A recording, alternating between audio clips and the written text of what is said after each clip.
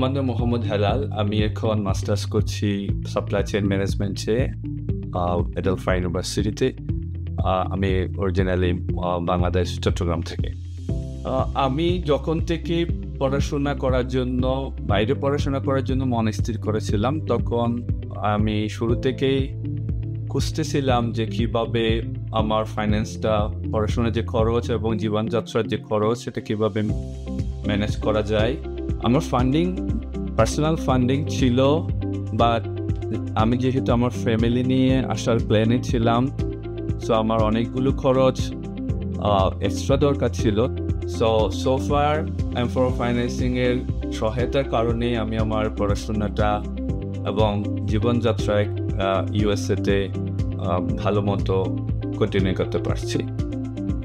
আমি সকল ইন্টারন্যাশনাল স্টুডেন্টকে বলতে চাই, যেহেতু M4 ফাইন্যান্সিং